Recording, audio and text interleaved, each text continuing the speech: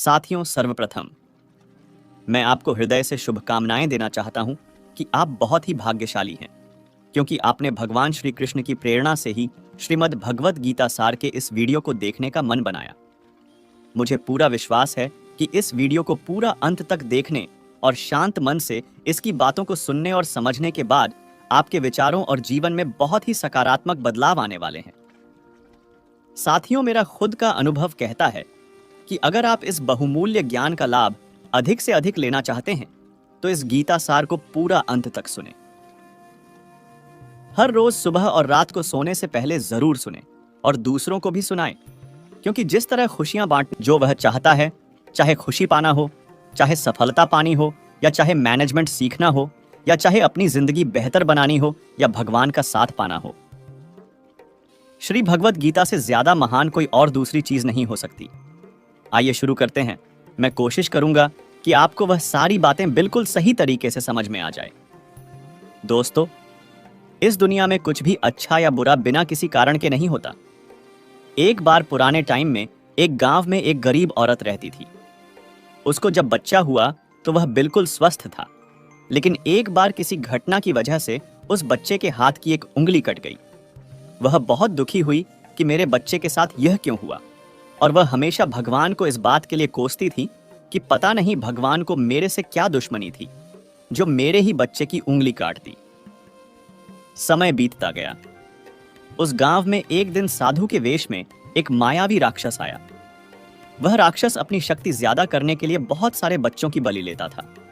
उसमें इस बच्चे को भी देख लिया, लेकिन जैसे ही वह उसकी बलि देने लगा तो उसको अपने गुरु की शर्त याद आ गई कि जिस भी बच्चे की बलि देनी हो तो उसके सभी अंग सही सलामत होने चाहिए, और उसको मजबूर होकर उस बच्चे को वापस घर भेज दिया। और उसकी माँ ने अपने बच्चों को सही सलामत देखा तो उसकी माँ को यह एहसास हुआ कि इस दुनिया में जो कुछ भी होता है, चाहे वह अच्छा हो रहा है या चाहे वह बुरा हो रहा है, वह कभी भी बिना किसी कारण के नहीं होता। तो दोस्तों, इससे हमें यह सीख मिलती है कि आप किसी भी हालत में कर्म किए बिना और उसका फल पाए बिना नहीं रह सकते। ऐसा हो ही नहीं सकता कि इंसान का शरीर एक सेकंड के लिए भी बिना कर्म किए रह सके। ऐसा हो ही नहीं सकता कि इस सृष्टि का एक कण एक सेकंड के लिए भी बिना किसी कर्म के रह सके। कर्म करना हमारे जीवन का अभिन्न हिस्सा है। अगर हम सोते हैं तो हमारा दिमाग नहीं होता है। हम सपने देखते हैं, सांस लेते हैं। हमारे शरीर के हर अंग में करोड़ों सूक्ष्म कण अपना काम करने में लगे रहते हैं। हम कर्म करने से कभी भी नहीं बच सकते, और भगवान यह भी बोलते हैं कि हमें किसी कर्म में बंद करके नहीं रखना चाहिए। हम जो भी करते हैं वह यह मानकर करें कि करने वाला मैं नहीं हूं, बल्कि करने वाला वह ऊपर वाला भगवान है। मैं तो केवल एक कारण मात्र हूं। उसको करने के लिए इस काम को मैं नहीं कर रहा हूं, बल्कि यह काम मेरे द्वारा हो रहा है, मेरे द्वारा कराया जा रहा है। और जब हमारी सोच इस लेवल की होगी तो हमें कभी भी कोई भी दुख नहीं मिलेगा, हमें कभी भी दुख नहीं होगा, हमें कभी घमंड नहीं होगा। दोस्तों, दूसरों के गुलाम रहकर खुश रहने की बजाय आजाद होकर खुद के दुखों का सामना किया जाना चाहिए। भले ही आपकी जिंदगी में कितने ही कष्ट हो, लेकिन अगर आप आजाद हो तो आप ही वास्तविक हो।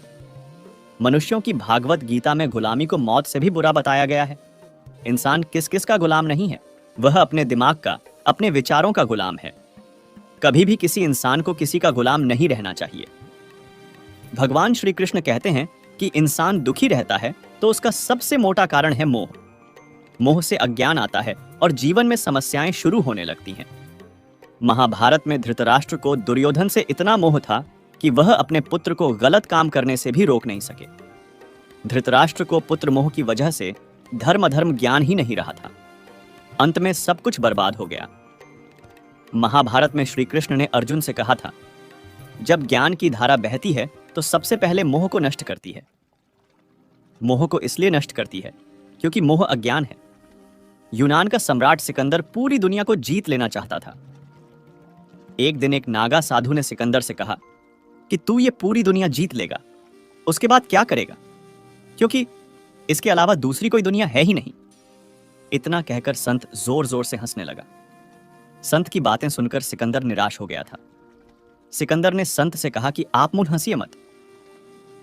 यह बात सच ही है, लेकिन मैंने आज तक यह बात सोची ही नहीं थी। सिकंदर ने अभी दुनिया जीती नहीं थी, लेकिन जीतने के विचार से ही वह निराश हो गया था, क्योंकि दुनिया जीतने के बाद कोई और मोह नहीं बचेगा। सिकंदर ने संत से कहा कि आप हंस क्यों रहे हैं? संत ने जवाब दिया कि तू पूरी दुनिया जीत लेगा, तब भी तुझे निराशा ही मिलेगी, क्योंकि तू दुनिया को जीतने के मोह में बंधा है, जबकि मेरे पास कुछ नहीं है, लेकिन मैं हमेशा खुश रहूंगा, क्योंकि मुझे किसी चीज का मोह नहीं है। मोह की वजह से जीवन में दुख ही आते हैं। मोह घर परिवार से हो सकता है, सफलता का मोह हो सकता है, सुख सुविधा और मान सम्मान का मोह हो सकता है। जहां मोह रहेगा वहां दुख तो आएगा ही। मोह जब सफल होता है तो दुख मिलता है, और जब असफल होता है तब भी दुख ही मिलता है। श्री कृष्ण कहते हैं कि जब को मोह त्याग देता है तो उसे मेरी कृपा मिल जाती है। मोह रहित व्यक्ति परम आनंद प्राप्त करता है। इसीलिए मोह का त्याग करना चाहिए, और जो हमारे पास है उसी में संतुष्ट रहना चाहिए। ज्यादा पाने का मोह रहेगा तो दुख मिलना तय है। भगवान श्री कृष्ण कहते हैं कि जो हुआ वह अच्छा हुआ, जो हो रहा है वह अच्छा हो रहा है, जो होगा वह भी अच्छा ही होगा। तुम भूत का पश्चाताप न करो, भविष्य की चिंता न करो। वर्तमान चल रहा है। तुम्हारा क्या गया जो तुम रोते हो? तुम क्या लाए थे जो तुमने खो दिया? तुमने क्या पैदा किया था जो नाश हो गया? न तुम कुछ लेकर आए, जो लिया यहीं से लिया, जो दिया यहीं पर दिया, जो लिया इसी भगवान से लिया, जो दिया इसी को दिया। खाली हाथ आए, खाली हाथ चले। जो आज तुम्हारा है कल किसी और का था, परसों किसी और का होगा। तुम इसे अपना समझकर मग्न हो रहे हो। बस यही प्रसन्नता तुम्हारे दुखों का कारण है। दोस्तों, एक बार की बात है, एक आदमी सागर के किनारे घूम रहा था।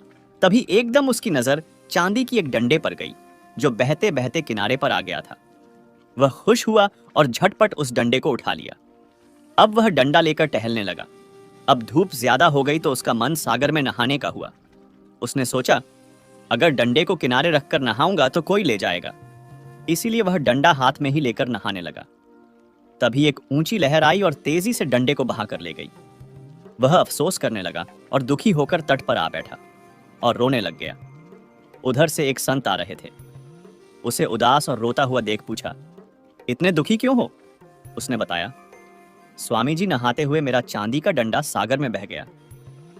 संत ने हैरानी जताई और कहा, डंडा लेकर नहा रहे थे? वह बोला, क्या करता, किनारे रखकर नहाता तो कोई ले जा सकता था, लेकिन चांदी का डंडा लेकर नहाने क्यों आए थे? स्वामी जी ने पूछा। अब आदमी ने कहा, लेकर नहीं आया था, वह तो यहीं मिली थी। उस आदमी की बात सुनकर स्वामी जी हंसने लगे और बोले, जब वह तुम्हारी थी ही नहीं तो फिर दुख या उदासी कैसी? कभी कुछ खुशियां अनायास मिल जाती हैं और कभी कुछ श्रम करने और कष्ट उठाने से मिलती है। जो खुशियां अनायास मिलती हैं, परमात्मा की ओर से मिलती हैं, उन्हें सराहने का हमारे पास समय नहीं होता। इंसान व्यस्त है तमाम ऐसे सुखों की गिनती करने में जो उसके पास नहीं है। आलीशान बंगला, शानदार कार, स्टेटस, पावर वगैरह, और भूल जाता है कि एक दिन सब कुछ यूं ही भूलकर उसे अगले सफर में निकल जाना है। तो दोस्तों, भगवान श्री कृष्ण ने तभी कहा है कि तुम भूत का पश्चाताप न करो, भविष्य की चिंता न करो। वर्तमान चल रहा है। तुम्हारा क्या गया जो तुम रोते हो? तुम क्या लाए थे जो तुमने खो दिया? तुमने क्या पैदा किया था जो नाश हो गया? न तुम कुछ लेकर आए, जो लिया यहीं से लिया, जो दिया यहीं पर दिया, जो लिया इसी भगवान से लिया, जो दिया इसी को दिया। खाली हाथ आए, खाली हाथ चले। जो आज तुम्हारा है कल किसी और का था, परसों किसी और का होगा। तुम इसे अपना समझकर मग्न हो रहे हो। बस यही प्रसन्नता तुम्हारे दुखों का कारण है। दोस्तों, जब महाभारत का युद्ध खत्म हो गया था तब युधिष्ठिर ने हस्तिनापुर की राजगादी संभाल ली थी। सब कुछ सामान्य हो रहा था। एक दिन वो समय आ गया था जो कोई पांडव नहीं चाहते थे। भगवान श्री कृष्ण द्वारिका लौट रहे थे। सारे पांडव दुखी थे। श्री कृष्ण उन्हें अपना शरीर का हिस्सा ही लगते थे, जिसके अलग होने के भाव से ही वे कांप जाते थे। लेकिन श्री कृष्ण को तो जाना ही था। कोई भी श्री कृष्ण को जाने नहीं देना चाहता था। भगवान भी एक एक कर अपने सभी स्नेहीजनों से मिल रहे थे। सबसे मिलकर उन्हें कुछ ना कुछ उपहार देकर श्री कृष्ण ने विदा ली। अंत में वे पांडवों की माता और अपनी बुआ कुंती से मिले। भगवान ने कुंती से कहा कि बुआ, आपने आज तक अपने लिए मुझसे कुछ नहीं मांगा, आज कुछ मांग लीजिए, मैं आपको कुछ देना चाहता हूं। कुंती की आंखों में आंसू आ गए। उन्होंने रोते हुए कहा कि हे श्री कृष्ण, अगर कुछ देना ही चाहते हो तो मुझे दुख दे दो। मैं बहुत सारा दुख चाहती हूं। श्री कृष्ण आश्चर्यचकित हो गए। श्री कृष्ण ने पूछा कि ऐसा क्यों बुआ, तुम्हें दुख ही क्यों चाहिए?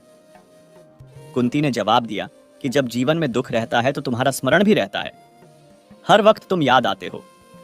सुख में तो यदा कदा ही तुम्हारी याद आती है। तुम याद आओगे तो मैं तुम्हारी पूजा और प्रार्थना भी कर सकूंगी। तभी दोस्तों, भगवान श्री कृष्ण कहते हैं कि जब भी मेरा भक्त सच्चे मन से मुझे पुकारेगा, मैं उसकी सहायता अवश्य करूंगा। दोस्तों, भगवान के नाम से सारे संकट दूर हो जाते हैं। मित्रों कहते हैं कि जैसी संगत वैसी पंगत और जैसी पंगत वैसा जीवन। आप लाख अच्छे हैं, लेकिन यदि आपकी संगत बुरी है तो आप बर्बाद हो जाएंगे। लेकिन यदि आप लाख बुरे हैं और आपकी संगत अच्छे लोगों से है और आप उनकी सुनते भी हैं, तो निश्चित ही आप आबाद हो जाएंगे। कौरवों के साथ शकुनी जैसे लोग थे तो पांडवों के साथ कृष्ण। शकुनी मामा जैसी आपने संगत पाल रखी है तो आपका दिमाग चलना बंद ही समझो। कहते हैं कि अधूरा ज्ञान सबसे खतरनाक होता है। इस बात का उदाहरण है अभिमन्यु। अभिमन्यु बहुत ही वीर और बहादुर योद्धा था, लेकिन उसकी मृत्यु जिस परिस्थिति में हुई उसके बारे में सभी जानते हैं। मुसीबत के समय यह अधूरा ज्ञान किसी भी काम का नहीं रहता है। आप अपने ज्ञान में पारंगत बने। किसी एक विषय में तो दक्षता हासिल होना ही चाहिए। महाभारत में ऐसे कई मित्र थे जिन्होंने अपनी ही सेना के साथ विश्वासघात किया। ऐसे भी कई लोग थे जो ऐन वक्त पर पाला बदलकर कौरवों या पांडवों के साथ चले गए। शल्य और युयुत्सु इसके उदाहरण हैं। इसीलिए कहते हैं कि कई बार दोस्त के भेष में दुश्मन हमारे साथ आ जाते हैं और हमसे कई तरह के राज लेते रहते हैं। कुछ ऐसे भी दोस्त होते हैं जो दोनों तरफ होते हैं। जैसे कौरवों का साथ दे रहे भीष्म, द्रोण और विदुर ने अंतत युद्ध में पांडवों का ही साथ दिया। मित्रों, शकुनी ने पांडवों को फंसाने के लिए जुए का आयोजन किया था, जिसके चलते पांडवों ने अपना सब कुछ दांव पर लगा दिया था। अंत में उन्होंने द्रौपदी को भी दांव पर लगा दिया था। यह बात सभी जानते हैं कि फिर क्या हुआ। तो जुए, सट्टे, षड्यंत्र से हमेशा दूर रहो। ये चीजें मनुष्य का जीवन अंधकारमय बना देती हैं। मित्रों, महाभारत का युद्ध नहीं होता यदि कुछ लोग अपने वचनों पर संयम रख लेते। जैसे द्रौपदी यदि दुर्योधन को अंधे का पुत्र भी अंधा नहीं कहती तो महाभारत नहीं होती। शिशुपाल और शकुनी हमेशा चुभने वाली बातें ही करते थे, लेकिन उनका हश्र क्या हुआ यह सभी जानते हैं। सबक यह कि कुछ भी बोलने से पहले युद्ध उसी पर थोपा जाएगा या उसको सबसे पहले मारा जाएगा। महाभारत में पांडवों को यह बात श्री कृष्ण ने अच्छे से सिखाई थी। पांडव अपने बंधु बांधवों से लड़ना नहीं चाहते थे, लेकिन श्री कृष्ण ने समझाया कि जब किसी मसले का हल शांतिपूर्ण तरीके से नहीं होता तो फिर युद्ध ही एकमात्र विकल्प बच जाता है। कायर लोग युद्ध से पीछे हटते हैं। युद्ध भूमि पर पहुंचने के बाद भी अर्जुन युद्ध नहीं करना चाहता था। तब भगवान श्री कृष्ण ने उससे कहा कि न कोई मरता है और न कोई मारता है, सभी निमित्त मात्र हैं। आत्मा अजर और अमर है, इसलिए मरने या मारने से क्या डरना। जीवन में हमेशा दानी, उदार और दयालु होने से काम नहीं चलता। महाभारत में जिस तरह से कर्ण की जिंदगी में उतार चढ़ाव आए, उससे यही सीख मिलती है कि इस क्रूर दुनिया में अपना अस्तित्व बनाए रखना कितना मुश्किल होता है। इसलिए समय के हिसाब से बदलना जरूरी होता है, लेकिन वह बदलाव ही उचित है जिसमें सभी का हित हो। कर्ण ने खुद को बदलकर अपने जीवन के लक्ष्य तो हासिल कर लिया, लेकिन वे फिर भी महान नहीं बन सके, क्योंकि उन्होंने अपनी शिक्षा का उपयोग समाज से बदला लेने की भावना से किया। बदले की भावना से किया गया कोई भी कार्य आपके समाज का हित नहीं कर सकता। समाज ने एक महान योद्धा कर्ण को तिरस्कृत किया था, जो समाज को बहुत कुछ दे सकता था, लेकिन समाज ने उसकी कद्र नहीं की, क्योंकि उसमें समाज को मिटाने की भावना थी। कर्ण के लिए शिक्षा का उद्देश्य समाज की सेवा करना नहीं था, अपितु वो अपने सामर्थ्य को आधार बनाकर समाज से अपने अपमान का बदला लेना चाहता था।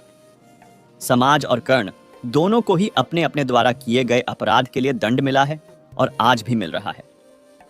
कर्ण यदि यह समझता कि समाज व्यक्तियों का एक भाग मात्र है जिसे हम लोगों ने ही बनाया है, तो संभवतः वह समाज को बदलने का प्रयास करता, न कि समाज के प्रति घृणा करता। ईमानदार और बिना शर्त समर्थन देने वाले दोस्त भी आपका जीवन बदल सकते हैं। पांडवों के पास भगवान श्री कृष्ण थे तो कौरवों के पास महान योद्धा कर्ण थे। इन दोनों ने ही दोनों पक्षों को बिना शर्त अपना पूरा साथ और सहयोग दिया था। यदि कर्ण को छल से नहीं मारा जाता तो कौरवों की जीत तय थी। पांडवों ने हमेशा श्री कृष्ण की बातों को ध्यान से सुना और उस पर अमल भी किया, लेकिन दुर्योधन ने कर्ण को सिर्फ एक योद्धा समझकर उसका पांडवों की सेना के खिलाफ इस्तेमाल किया। यदि दुर्योधन कर्ण की बात मानकर कर्ण को घटोत्कच को मारने के लिए दबाव नहीं डालता तो इंद्र द्वारा दिया गया जो अमोघ अस्त्र कर्ण के पास था उससे अर्जुन मारा जाता। धृतराष्ट्र अपने पुत्रों को लेकर जरूरत से ज्यादा ही भावुक और आसक्त थे। यही कारण रहा कि उनका एक भी पुत्र उनके वश में नहीं रहा। वे पुत्र मोह में भी अंधे थे। इसी तरह महाभारत में हमें ऐसे कुछ पात्र मिलते हैं जो अपनी भावुकता के कारण मूर्ख ही सिद्ध होते हैं। जरूरत से ज्यादा भावुकता कई बार इंसान को कमजोर बना देती है और वो सही गलत का फर्क नहीं पहचान पाता। कुछ ऐसा ही हुआ महाभारत में धृतराष्ट्र के साथ, जो अपने पुत्र मोह में आकर सही गलत का फर्क भूल गए। व्यक्ति के जीवन में उसके द्वारा हासिल शिक्षा और उसकी कार्य योग्यता ही काम आती है। दोनों के प्रति एकलव्य जैसा जुनून होना चाहिए, तभी वह हासिल होती है। अगर आप अपने काम के प्रति जुनूनी हैं तो कोई भी बाधा आपका रास्ता नहीं रोक सकती। इंसान की जिंदगी जन्म और मौत के बीच की कड़ाड़ी भर है। यह जिंदगी बहुत छोटी है। कब दिन गुजर जाएंगे आपको पता भी नहीं चलेगा, इसलिए प्रत्येक दिन का भरपूर उपयोग करना चाहिए।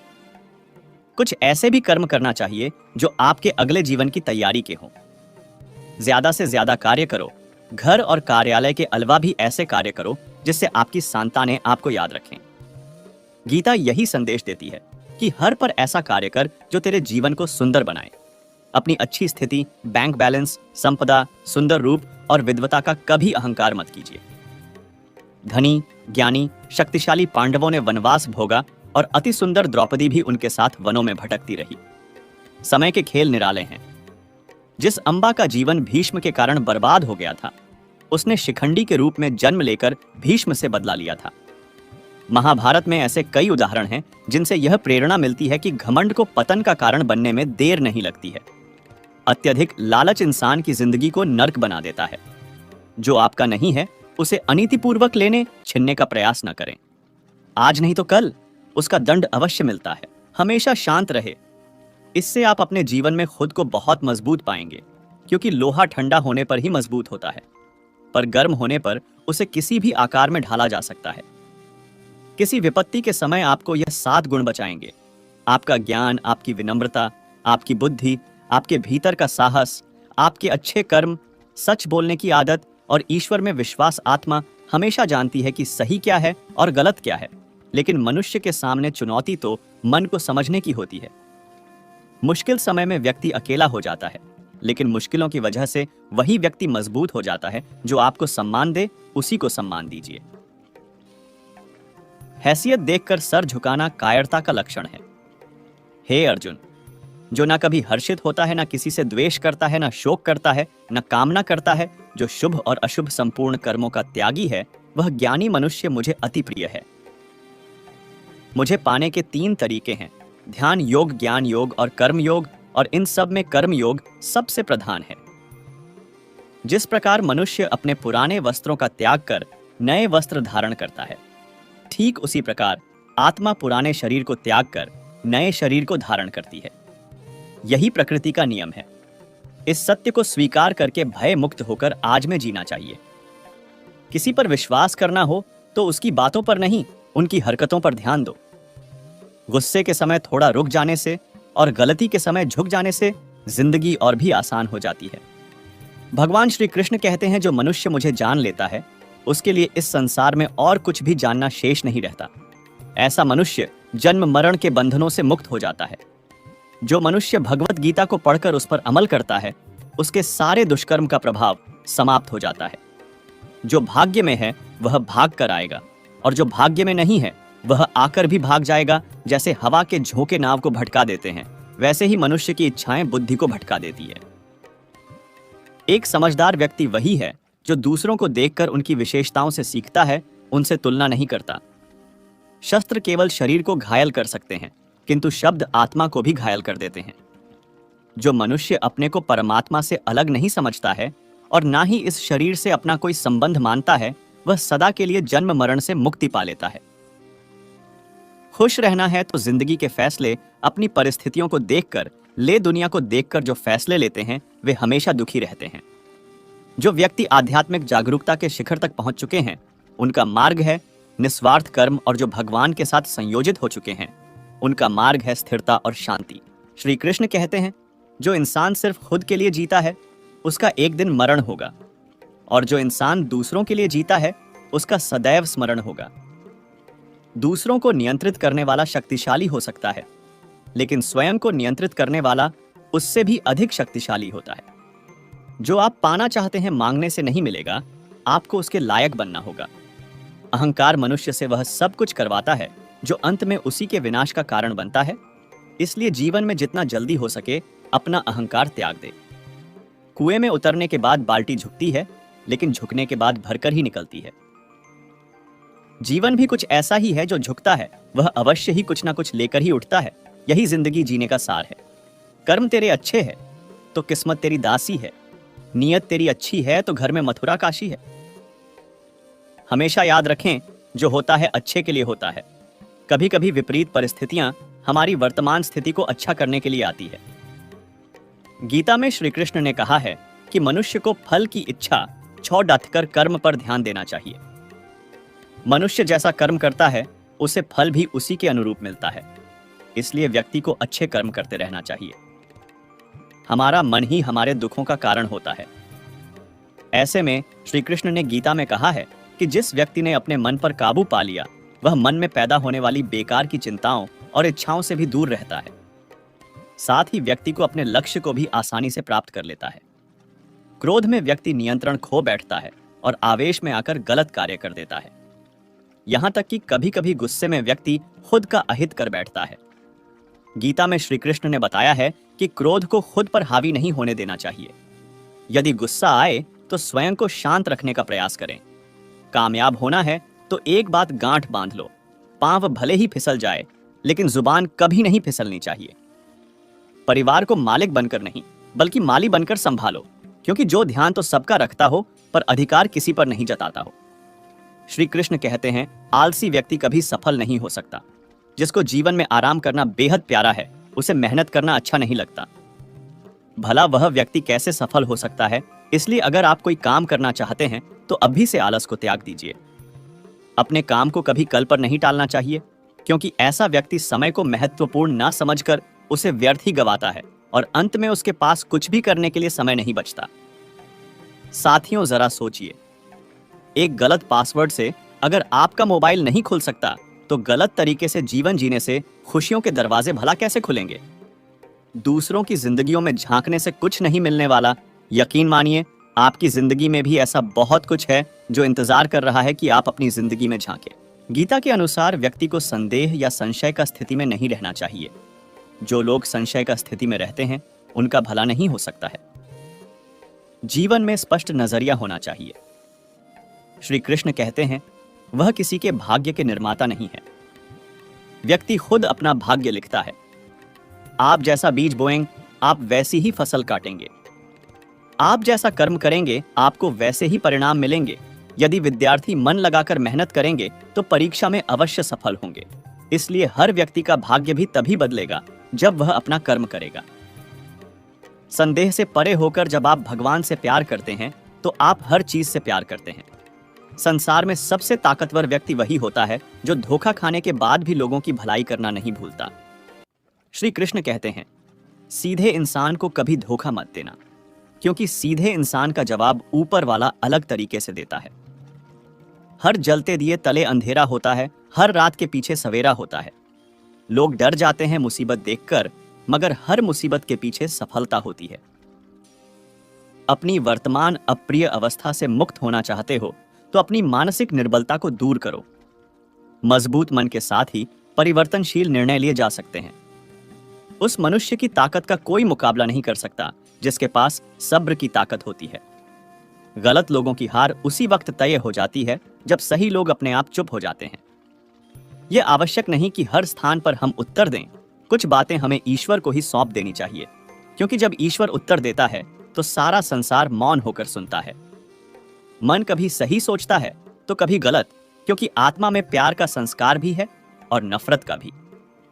जिस संस्कार को ज्यादा इस्तेमाल करोगे वही आपका स्वभाव बनता जाएगा। अब यह आपका चुनाव है, क्या आप प्यार चुनते हो या नफरत? नफरतों में क्या रखा है, मोहब्बत से जीना सीखो, क्योंकि यह दुनिया ना तो तुम्हारा घर है ना ही तुम्हारा ठिकाना। जब दिल में मैल, तबीयत में जिद और शब्दों में मुकाबला आ जाए तो यह तीनों जीत जाते हैं, मगर तब हारते हैं तो सिर्फ रिश्ते मन चंचल होता है।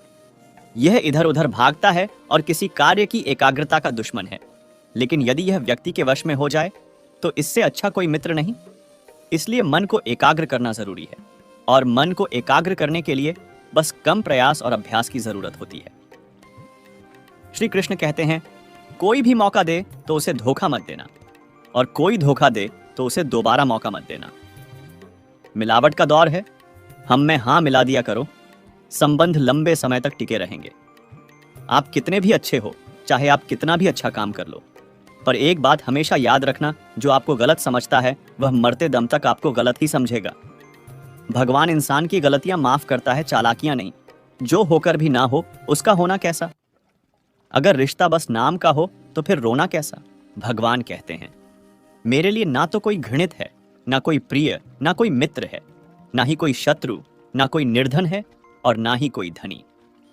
बस जो भक्ति भाव के साथ मुझे याद करते हैं, मैं उनका हूं, और वह मेरे किसी भी व्यक्ति के अपने जीवन में सफल ना होने का सबसे मुख्य कारण होता है। जीवन में वही व्यक्ति सफल होता है जिसे खुद पर भरोसा हो। जिस व्यक्ति को खुद पर भरोसा नहीं होता वह कभी सफल नहीं हो सकता। एक बार दानवीर कर्ण ने भगवान श्री कृष्ण से अपनी व्यथा सुनाई और कहा, हे कृष्ण, जब मैं पैदा हुआ तब मेरी मां ने मुझे त्याग दिया। इसमें मेरा क्या अपराध था? द्रोणाचार्य ने मुझे शिक्षा देने से मना कर दिया, क्योंकि वह मुझे क्षत्रिय नहीं मानते थे। इसमें भी मेरा क्या अपराध? और द्रौपदी के स्वयंवर में मुझे अपमानित किया गया, क्योंकि मैं राज परिवार का हिस्सा नहीं हूं। भला इन सब में मेरा क्या अपराध था? जवाब में श्री कृष्ण ने कहा, हे कर्ण, जरा ध्यान से सुनो। जब मेरा जन्म हुआ तब मैं कारागार में था, और मेरे पैदा होते ही मेरी मृत्यु मेरी प्रतीक्षा कर रही थी। जिस रात मेरा जन्म हुआ था उस रात मुझे मेरे माता पिता से अलग हुआ, और मुझे हर वह काम करना था जो एक गरीब परिवार में करना होता है। गायों का गोबर मैं अपने हाथ से उठाता था। जब मैं चल नहीं सकता था तब मुझ पर प्राण घातक हमले किए गए। मुझे मारने की बार बार कोशिशें की गई। मेरे पास बचपन में ना तो शिक्षा थी, ना ही महल, ना कोई गुरुकुल था, ना ही कोई विशाल सेना थी। लेकिन तब भी मेरे मामा मुझे उनका सबसे मोटा शत्रु मानते थे। मेरा भी जीवन कई चुनौतियों से गुजरा है। यह बात इतनी महत्वपूर्ण नहीं है कि जीवन में कितनी बार अपमानित होना होता रहा है, पर यह महत्वपूर्ण है कि आप उस अपमान का जवाब कैसे दे रहे हैं। आपके पास ज्ञान है जिसका आप इस्तेमाल कर रहे हैं या नहीं, और इन सब चुनौतियों को पार करके कैसे आप आगे जाते हैं, यह बात सबसे अधिक महत्वपूर्ण है। तकलीफों और दुख में सब्र से काम लिया करो, क्योंकि सोने को आग से आजमाया जाता है, और इंसान को तकलीफों और दुख से कभी यह मत सोचिए कि आप कुछ भी नहीं है। कभी यह भी मत सोचिए कि आप सब कुछ है। हमेशा यही सोचिए कि आप कुछ तो हैं जो बहुत कुछ कर सकता है। जिंदगी में शिकायत मत रखो। सोचो कि जो कुछ मिला बेहतरीन मिला, और जो ना मिल सका तो बेहतर ही हुआ। जब जिंदगी में सुकून कम हो जाए तो प्रार्थनाओं का वक्त ज्यादा लो और ईश्वर से बात करो। अपने दुखों से निकलने का रास्ता उन्हीं से मांगो। भगवान तब भी आपकी प्रार्थना सुनते हैं जब आपके पास उनसे बोलने के लिए शब्द भी नहीं होते। जो प्रयास करना नहीं जानते उन्हें हर समस्या मोटी ही लगती है। इंसानियत दिल में होती है, हैसियत में नहीं। ऊपर वाला कर्म देखता है, वसीयत नहीं। अगर कठिन मेहनत आपका हथियार है तो सफलता आपकी गुलाम हो जाएगी। मेरा कर्म ही मेरा, ऐसा मानकर काम करने वाला व्यक्ति कभी हारता नहीं। उम्र में चाहे कोई मोटा हो या छोटा हो, वास्तव में महान तो वही है जिसके दिल में सबके लिए प्रेम, स्नेह और सम्मान की भावना हो। इच्छाओं का भी अपना चरित्र होता है। खुद के मन की हो तो बहुत अच्छी लगती है, दूसरों के मन की हो तो बहुत खटकती है। श्री कृष्ण कहते हैं, व्यक्ति को सदैव बुराई से बचकर रहना चाहिए। अगर कोई बुरा कर्म करता है तो वह कर्म आपको अपने जीवन में ही भोगना पड़ता है। जिस प्रकार गाय का बच्चा झुंड में भी अपनी मां को ढूंढ लेता है, ठीक उसी प्रकार कर्म का फल आपको हजारों की संख्या में भी ढूंढ लेगा। ईश्वर कण कण में निवास करते हैं। छोटे से छोटे जीव के हृदय में भी ईश्वर का वास होता है। उस जीव को कष्ट का अनुभव होना ईश्वर को कष्ट का अनुभव कराता है। अर्थात किसी भी जीव को कष्ट देकर आप अपने ईश्वर को खुश कैसे देख सकते हैं? अपनी जिंदगी को जंगल के उस पौधे की तरह बनाओ जो हर परिस्थिति में मस्ती में झूमता रहे। आप तब तक कभी नहीं समझ पाएंगे कि आपने किसी को क्या नुकसान पहुंचाया, जब तक कि आपके साथ वही व्यवहार किया नहीं जाता। इसी को कर्म कहते हैं। जब कोई साथ नहीं देता है तब ईश्वर कोई ना कोई साथ देने वाला भेज देता है। उसी को कृष्ण कहते हैं। परिवर्तन ही प्रकृति का नियम है। इसलिए जो पीछे छूट गया उसका शोक मनाने की जगह जो आपके पास है उसका आनंद उठाना सीखिए। किसी से किसी भी तरह की प्रतिस्पर्धा की आवश्यकता नहीं है। आप स्वयं में जैसे हैं एकदम सही है। स्वयं को स्वीकारें। जीवन मिलना भाग्य की बात है, मृत्यु होना समय की बात है, परंतु मृत्यु के बाद भी लोगों के हृदय में जीवित रहना यह तो अपने कर्मों की बात है। आपकी नीयत से ईश्वर खुश होते हैं और दिखावे से इंसान कृष्ण कहते हैं। जो आपका है वह आपका ही रहेगा, चाहे उसे छीनने के लिए सारा संसार ही क्यों ना लग जाए। इसीलिए जो जा रहा है उसे जाने दो। वह आज रुक भी गया तो कल चला ही जाएगा। हम किसी के काबिल नहीं, इसीलिए दूर रहने लगे हैं जो हमारे बिना खुश है। हम उन्हें सताया नहीं करते। कोशिश करो कि दोगले लोगों से गहरा संबंध मत रखो, क्योंकि जब ये नाराज होते हैं तो सीधा आपके सम्मान पर वार करते हैं। अकेले रहना मूर्खों और नकारात्मक लोगों के बीच रहने से हर हाल में बेहतर है। सब कुछ किताबों से सीखने को नहीं मिलता, कुछ मतलबी लोगों से भी बहुत कुछ सीखने को मिलता है। गलती उसी से होती है जो मेहनत से काम करता है, वरना कई लोगों की जिंदगी तो दूसरों की बुराई खोजने में ही खत्म हो जाती है। इज्जत इंसान की नहीं होती, जरूरत की होती है। जरूरत खत्म तो इज्जत भी खत्म। चिंता उतनी ही करिए जितने में काम हो जाए, उतनी नहीं कि जिंदगी ही बर्बाद हो जाए। आप अपने शब्दों को चाहे जितनी भी समझदारी से बोलिए, लेकिन सुनने वाला अपनी योग्यता और अपने मन के विचारों के अनुसार ही उसका मतलब निकालता है। यकीन करो, जो तुम्हें भूल चुका है वह भी याद करेगा। बस उसके मतलब के दिन आने दो। याद रखना कि मुश्किलें देने वालों से मोटा होता है मुश्किलों से निकालने वाला। अगर यह बात समझ में आ जाए तो मुश्किलें ज्यादा दिन टिकती नहीं। मेहनत करो, क्योंकि मेहनत से शरीर तंदुरुस्त, दिमाग साफ, दिल उदार और जेब भरी रहती है। विपत्ति में धैर्य, वैभव में दया और संकट में सहनशीलता ही श्रेष्ठ व्यक्ति के लक्षण है। हमें क्या करना है और कैसे करना है, इसका बेहतर फैसला करने के लिए सबसे पहले यह जानना बहुत जरूरी होता है कि हम कहां हैं और किधर जा रहे हैं। हिम्मत करनी है तो चुनौतियों को स्वीकार करो। सफलता तुम्हारे कदम चूमेगी, बस प्रयास करो। लोग तुम्हारी बुराई करते हैं तो वह करेंगे चाहे तुम अच्छा करो या बुरा, इसलिए शांत रहकर अपना कर्म करते रहो। निंदा से मत घबराओ। निंदा उसी की होती है जो जिंदा है। तारीफ तो सिर्फ मरने के बाद ही होती है। जो व्यक्ति कृष्ण का दास हो जाता है वह अपने आराध्य से ऐसे दिन ना दिखाने की कामना करता है जब उसमें गुरूर आ जाए। वह तो कृष्ण का सेवक बनकर ही जीवन को सफल बनाना चाहता है।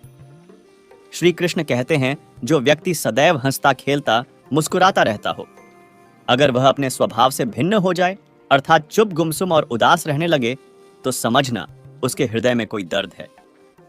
उस दर्द ने उसे कमजोर बना दिया है। आपकी उपस्थिति से कोई व्यक्ति स्वयं के दुख भूल जाए तो यही आपकी उपस्थिति का महत्व है। प्रसन्नता की अभिव्यक्ति कहीं भी की जा सकती है, परंतु तकलीफ की अभिव्यक्ति करने के लिए कोई खास अपना चाहिए होता है। जिस व्यक्ति के पास संपूर्ण धन दौलत ऐश्वर्य वैभव सब है मगर संतुष्टि नहीं है, उसके लिए उस दौलत का कोई अर्थ नहीं, क्योंकि वह व्यक्ति सदैव असंतुष्टि की स्थिति में रहता है। जिसके पास संतुष्टि है वह थोड़े में भी संतुष्ट रहता है। जब आप कोई बुरा कार्य करते हो या कोई अच्छा कार्य करते हो और आपको लगता है कि कोई देख नहीं रहा है, लेकिन आप ये क्यों भूल जाते, आप जो कुछ भी कर रहे हैं भगवान की दृष्टि सदैव आप पर बनी हुई है। इसलिए आप यह ना समझे कि आप अकेले हैं, भगवान सदैव आपके साथ होते हैं। बांसुरी ना स्वर्ण की होती है ना रत्न की, परंतु इनके स्वर हर किसी के मन को अपनी ओर खींच लेते हैं। वैसे ही जब मनुष्य की वाणी और कर्म सुंदर हो तो उसे बाहरी बनावट की आवश्यकता नहीं होती। बांसुरी की तरह वह भी ईश्वर को प्रिय होता है।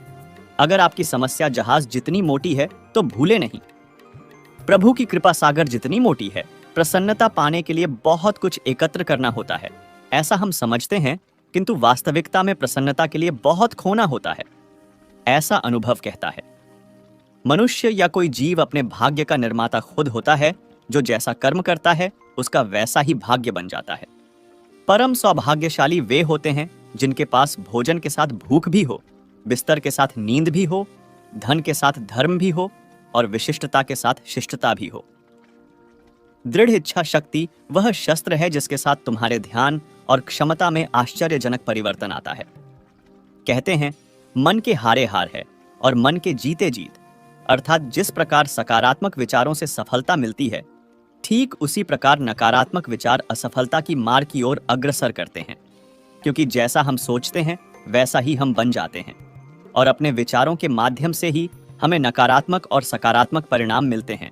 इसलिए अपनी सोच को हमेशा सकारात्मक रखें।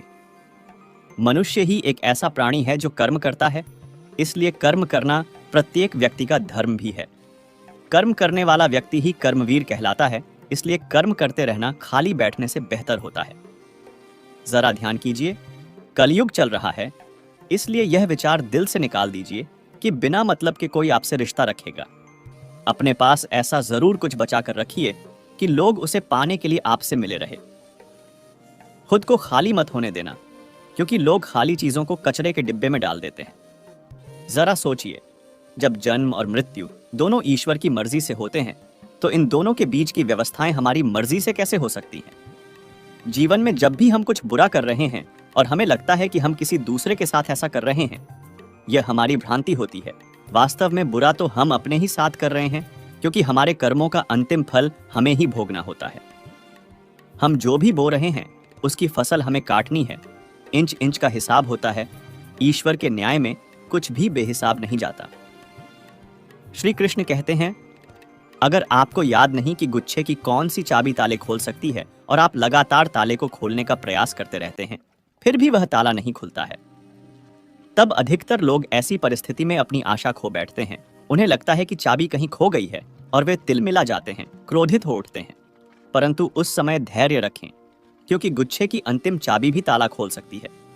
इसलिए जीवन में जब भी हिम्मत टूटने लगे तो इस कहानी को याद कर लेना। एक समय की बात है, एक राज्य था। उसके राजा की सभी आसपास के राज्यों के साथ बहुत अच्छी मित्रता थी। सभी का वहां आना जाना लगातार लगा रहता था, इसलिए सभी राज्य उनके लिए आए दिन कुछ ना कुछ भेजते रहते थे। कभी आभूषण हो तो कभी खाने का कुछ हो तो कभी वस्त्र इत्यादि कुछ ना कुछ हमेशा देते रहते थे। एक दिन उनके दरबार में एक विदेशी मेहमान आया और उसने जाते समय राजा की आव भगत से खुश होकर राजा को एक विशेष पत्थर उपहार में दिया। राजा को वह पत्थर बहुत ही अच्छा लगा। राजा ने अपने मंत्री को उस पत्थर से भगवान की मूर्ति बनवाने का आदेश दिया। राजा उस पत्थर से बनी मूर्ति को अपने राज मंदिर में लगवाना चाहते थे। राजा की अनुमति लेकर मंत्री राज्य के सबसे अच्छे मूर्तिकार के पास जाता है और उसको पत्थर देकर कहता है कि इससे भगवान की एक अच्छी सी मूर्ति बना दो। इसके बदले में तुमको जो चाहिए वह मिलेगा और साथ ही 700 सोने की मोहर दी जाएगी। यह सुनकर मूर्तिकार बहुत खुश हो जाता है। वह अपनी सभी वस्तुएं और औजार लेकर काम शुरू करता है। वह उस पत्थर पर मारने लगता है जिससे कि उसकी अच्छी सी मूर्ति बना सके। कई बार चोट मारने पर भी वह पत्थर नहीं टूटा। उसने उस पत्थर पर लगभग 50 चोटें मारी, पर वह पत्थर टूटा ही नहीं। अंत में एक चोट और मारकर वह कहता है, अब यह काम मुझसे नहीं होगा। अरे, जब इतनी चोटें खाने के बाद भी यह पत्थर नहीं टूटा, तो अब क्या खाक टूटेगा। वो उस पत्थर को वापस मंत्री को दे देता है और कहता है, क्षमा करें, इसकी मूर्ति नहीं बन सकती। लेकिन मंत्री को तो किसी भी हाल में मूर्ति बनवानी थी। राजा का आदेश जो था। मंत्री उस पत्थर को लेकर दूसरे एक साधारण से मूर्तिकार के पास जाता है। जैसे ही वह मूर्तिकार उस पत्थर पर पहली चोट मारता है तो वह पत्थर टूट जाता है। पत्थर टूट गया तो वह उसकी मूर्ति बनाने लगा। मूर्ति बनाकर उसने मंत्री को दी और बदले में मंत्री ने उसे सोने की मोहर दे दी। अब वह मंत्री जाते जाते एक ही बात सोच रहा था कि अगर उस पहले वाले मूर्तिकार ने एक अंतिम प्रयास और किया होता तो यह सोने की मोहर उसकी हो जाती। यह कहानी हमें क्या सिखाती है कि कई बार हम बहुत मेहनत करते हैं लेकिन फिर भी काम को अधूरा रहने देते हैं, यह सोचकर कि अगर अब तक नहीं हुआ तो आगे भी नहीं होगा, यह शायद मेरे लिए है ही नहीं, यह मेरी किस्मत में ही नहीं है, यह मुझसे नहीं होगा। पर असलियत में आपको एक बार और करने की जरूरत है। अब एक दिन मेहनत और करने की जरूरत है, एक दिन धैर्य और रखने की जरूरत है। शायद जिस वक्त आप उस काम को त्याग रहे हो उसके अगली ही बार वह काम हो जाए और हम उसे त्याग देते हैं। अपने गोल्स को भी त्याग देते हैं, अपने सपनों को त्याग देते हैं, अपनी जीत को त्याग देते हैं। साथियों, कुछ समय तक आपका काम नहीं हुआ, इसका मतलब यह नहीं है कि आप रुक जाए या हार मान ले, क्योंकि मेहनत अपना असर जरूर दिखाती है। किसी को जल्दी तो किसी को देर से पर असर दिखाती जरूर है। तो हारो मत, बस मेहनत करते रहो, नए नए तरीके ढूंढते रहो जिससे आपका काम हो जाए, जिससे आपको आपके फल मिल जाए, जिससे आप सफल हो जाए। क्योंकि अगर आप रुक गए तो वह जो सोने की मोहरें हैं ना, वह कोई और ले जाएगा। साथियों, जीवन में अगर आपको कठिनाइयां मिल रही है तो घबराइए नहीं, क्योंकि वो हमें गुलाब की तरह खिलना चाहते हैं तो कांटों से तालमेल की कला सीखनी ही होगी। कमल को देखा है ना, गंदगी में भी कितनी शान से लहराता है। बस यही तो है जीवन के साथ तालमेल की कला। मुस्कुराओ कि जिंदगी बहुत खूबसूरत है और मुस्कुराहट के लिए यह वजह ही काफी है कि ईश्वर हमसे प्रेम करता है। भगवान श्री कृष्ण ने जो गीता का ज्ञान अर्जुन को दिया था, वह संदेश पूरे मानव जाति के लिए उपयोगी है। भगवान श्री कृष्ण कहते हैं कि आज जो तेरा है, कल बीता हुआ कल किसी और का था और कल आने वाला कल किसी और का हो जाएगा। तू संपत्ति और वस्तुओं से आसक्ति मत पाल, ये तेरी मृत्यु के बाद यहीं रखे रह जाएंगे। अर्जित करना है तो परिवार का प्रेम और अपनत्व अर्जित कर, जो हमेशा तेरे साथ रहेगा। शिष्य या पुत्र को ज्ञान देना माता पिता व गुरु का कर्तव्य है, लेकिन सिर्फ ज्ञान से कुछ भी हासिल नहीं होता। बिना विवेक और सद्बुद्धि के ज्ञान अकर्म या विनाश का कारण ही बनता है। इसलिए ज्ञान के साथ विवेक और अच्छे संस्कार देने भी जरूरी हैं। हमने ऐसे कई व्यक्ति देखे हैं जो है तो ज्ञानी लेकिन व्यक्तित्व से दब्बू या खब्बू हैं, या किसी जंगल में धूनी रमाकर बैठे हैं। उनके ज्ञान से न तो परिवार का हित हो रहा है और न समाज का। ऐसे लोगों को कहते हैं अपने मियां मिट्ठू। खुद लिखे और खुद ही बांचे। मित्रों, न्याय व्यवस्था वही कायम रख सकता है जो दंड को सही रूप में लागू करने की क्षमता रखता हो। यह चिंतन घातक है कि अपराध से घृणा करो, अपराधी से नहीं। दुनिया भर की जेलों से इसके उदाहरण प्रस्तुत किए जा सकते हैं कि जिन अपराधियों को सुधारने की दृष्टि से पुनर्वास कार्यक्रम चलाए गए, उन्होंने समाज में जाकर फिर से अपराध को अंजाम दिया है। अपराधी को हर हाल में दंड मिलना ही चाहिए। यदि उसे दंड नहीं मिलेगा तो समाज में और भी अपराधी पैदा होंगे और फिर इस तरह संपूर्ण समाज ही अपराधियों का समाज बन जाएगा। युधिष्ठिर के अहिंसा में उनके विश्वास को देखते हुए युद्ध के बाद भीष्म को उन्हें उपदेश देना पढ़ा कि राजधर्म में हमेशा दंड की जरूरत होती है, क्योंकि प्रत्येक समाज में अपराधी तो होंगे ही। दंड न देना सबसे मोटा अपराध होता है। न्याय हमेशा उन लोगों के साथ होता है जो शक्तिशाली हैं या जो न्याय पाने के लिए प्राणपण से उत्सुक हैं। जिन्होंने अपने लिए न्याय मांगा है, उनके साथ ईश्वर ने न्याय किया भी है। मांगोगे नहीं तो मिलेगा भी नहीं, यह प्रकृति का नियम है। गुरु द्रोणाचार्य ने कर्ण और एकलव्य के साथ जरूर अन्याय किया था, लेकिन आज दुनिया अर्जुन को सर्वश्रेष्ठ धनुर्धर नहीं मानती, क्योंकि कर्ण और एकलव्य ने हमेशा न्याय की मांग की और अंत में आज दुनिया उन्हें श्रेष्ठ धनुर्धर मानती है। महाभारत हमें सिखाती है कि न्याय की रक्षा करना कितना जरूरी है, लेकिन यह भी एक कटु सत्य है कि न्याय सिर्फ शक्तिशाली लोगों के साथ ही है। यह जगत या व्यक्ति जैसा है वैसा कभी दिखाई नहीं देता, अर्थात लोग जैसे दिखते हैं वैसे होते नहीं, चाहे वह कोई भी हो। महाभारत का हर पात्र ऐसा ही है, रहस्यमयी। छिपे हुए को जानना ही व्यक्ति का लक्ष्य होना चाहिए, क्योंकि ज्ञान ही व्यक्ति को बचाता है। भगवान श्री कृष्ण के ऐसे कई योद्धा थे जो छिपे हुए सत्य को जानते थे। एक स्थान से दूसरे स्थान पर जाना या एक स्थान से दूसरे स्थान पर रहने से लाभ ही मिलता है।